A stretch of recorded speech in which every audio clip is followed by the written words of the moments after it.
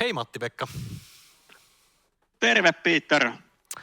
Good afternoon. Good afternoon. Ja kuinka me voitaisiin myös puhua suomeksi, sitten me tullaan puhumaan englantia näin, että se on varmasti parempi kaikille.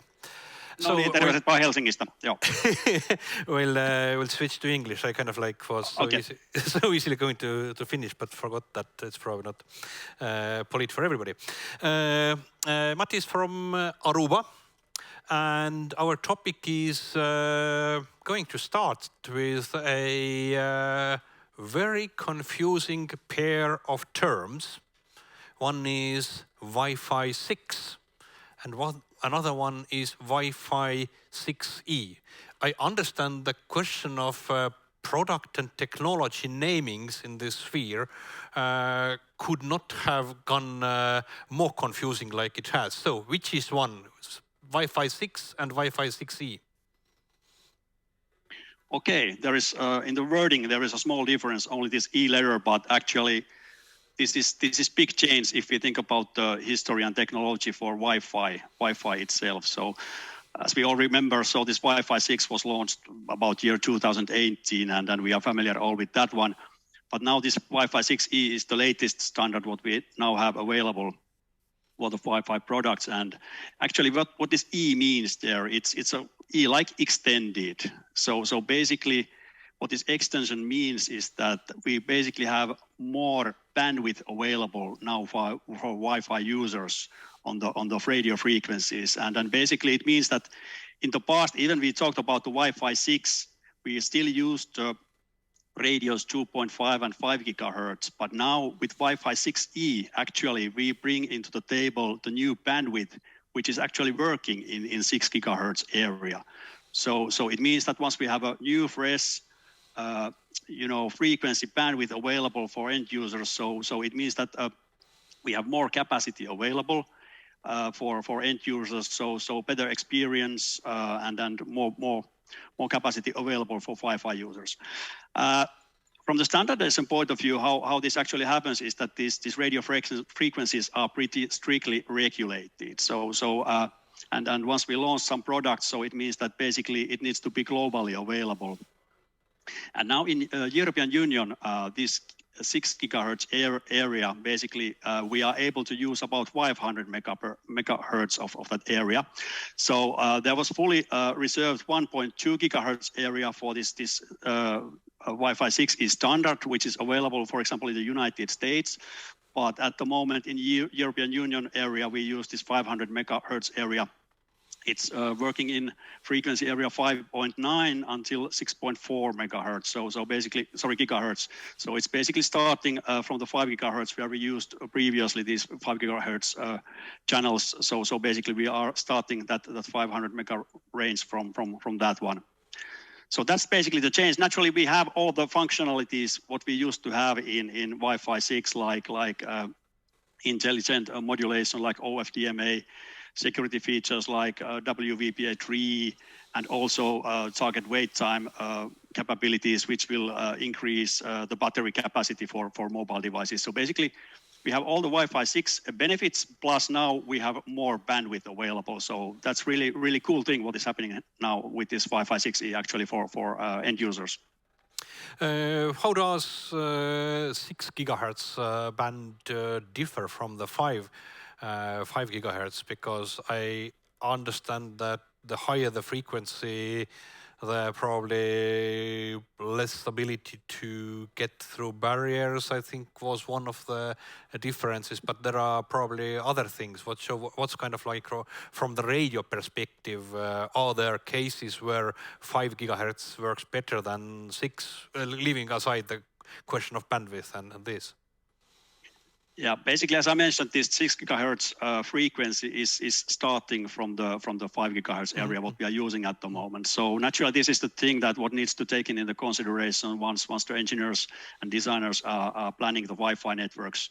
But basically, the pretty much the same rules apply there what applied in the 5 gigahertz area. So naturally, this will not pass, the walls, etc., as well as 2.4 gigahertz stuff. But we will see that also in our planning tools. We now have available 6 gigahertz AP models. So, and they should be now used for planning this new Wi-Fi 6E environments. But it's pretty much the same what we used to have in 5 gigahertz area. Mm-hmm. And being a difference in radio, it probably means new devices. Yeah, good question. So basically, we can bring quite many features to access points with software upgrades. But as being said, this is a kind of new frequency area, and it really means that we now need to have a radio which is capable to talk new frequency areas, and it needs a hardware change basically. So this is something what not can be done by just upgrading for your existing Wi-Fi 6 APs, the software. So you will not get those 6 gigahertz working. So you need to have dedicated AP hardware, and actually also the clients which want to use this new frequency, they need to support this Wi-Fi 6E. So for example, okay, so Aruba, probably my iPad doesn't have it yet. Most probably not yet. Mm-hmm. Most probably not yet. Mm-hmm. So basically, for example, what it means from the product point of view, for example, in Aruba, we have so-called 600 series APs.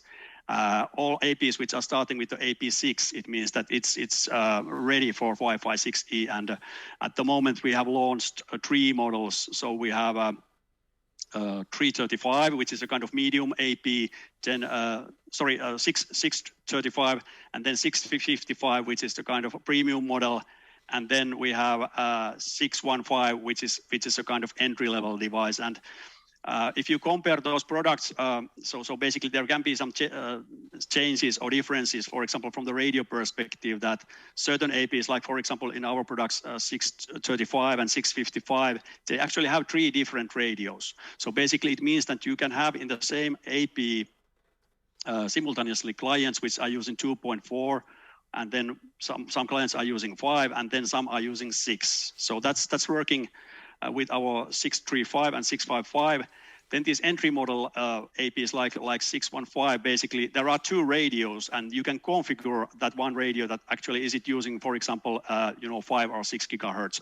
So you basically, if you want to build a new network, so naturally our recommendation is to start using the new hardware, because this standard will expand and you will get the new devices there. But you can enable 6 gigahertz once you have a need for it. Yeah, but with 2 radios, can I also enable 5 and 6 and just forget the 2.4? That's possible. Yeah, that's possible. Uh-huh. Yeah. But what about client devices? So as you said, Wi-Fi 6 has been since 2018. You said 6E is newer one. It's about one year ago. Yeah, something like that. Yeah. So what are the end user devices actually supporting? Is my new iPhone supporting that? Is my laptop supporting? When I can actually plan the rollout, because the users are actually able to use that? Is it 5 years? Yeah, so typically, if you now look, for example, the new enterprise laptops, so basically most of them have already now Wi-Fi 6E NIC built in. Mm-hmm. And if you look the new, let's say, premium phones, for example, from the Android side, so the Wi-Fi 6E is there. Mm-hmm. I think that now in the latest Apple phone, they didn't yet bring Wi-Fi 6E out. So this was something which was expected, but I'm not sure why they didn't bring it out. But this is really once we are getting new products out, so you will see more and more Wi-Fi 6E capable devices. And for example, if you want to upgrade your own laptop, so basically it costs about $20 to buy a new. For example, I have the HP laptop and I purchased very small card, so it's about $20, and you can upgrade your existing PC to support Wi-Fi 6E. So it's not a big deal. So it's a kind of internal change, or you add as external USB device or something? I think most probably both of them are already available, but I did it internally. So I opened my laptop and changed the existing Wi-Fi card there. Yeah.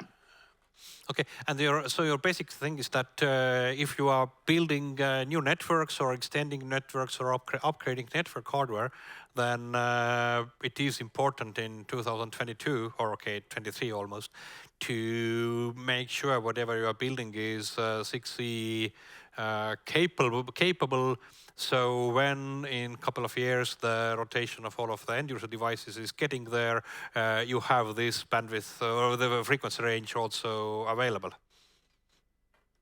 Yeah. So naturally, once let's say you start to design and build a new network, so our recommendation is to purchase the latest hardware there, because you know that then you have the very long life cycle for your environment. So we can see that this new 6 gigahertz radio bandwidth it's a big change and big improvement. So this is really something that I would really encourage to look for if you set up a new wireless LAN networks. So yeah. Yeah, it's probably also less used, less crowded part of the spectrum to build things. You also mentioned higher bandwidth. How much it differs in the question of speeds and latencies from the lower frequencies? Yeah. So we have to still keep in mind that we are running over Wi-Fi, but so it's on the Wi-Fi environment, the speed really. You need to take into considerations how much you, for example, have interference in your environment and what kind of client devices you have, etc. How far away you are really from your access point. And we also have to remember that Wi-Fi is a kind of half duplex and a shared medium. So it really depends on the environment, what kind of bandwidth speeds you will get out, for example, for transfer. But because now we have this 6 gigahertz area, which is pretty wide bandwidth for us, so we can basically now use wider channels, for example, like 160 megahertz channels for one client data transfer, and basically, for example, in Aruba Labs, we have for one client more than 2 gigabit speeds for in optimal environment for data transfer speeds. But as being said, this is maybe something different in the real environment. So, but one thing about the speeds is here that we need to also take into consideration that because now these access points starts to be a kind of hubs or centralizing a lot of traffic from the air to one AP, and now we have, for example, 3 radios. We can get clients from the 2.4, we can get several clients from 5, we can get several clients from 6 gigahertz, and we are pushing the data to the Ethernet side. So it really means that in the past, typically 1 gigabit, Ethernet connection was enough for one access point, but now it's something that you need to start taking into consideration that so in case you have very backhaul of the information becomes even more important question than actually what the clients are doing. Okay. Exactly. Thank you, Matti.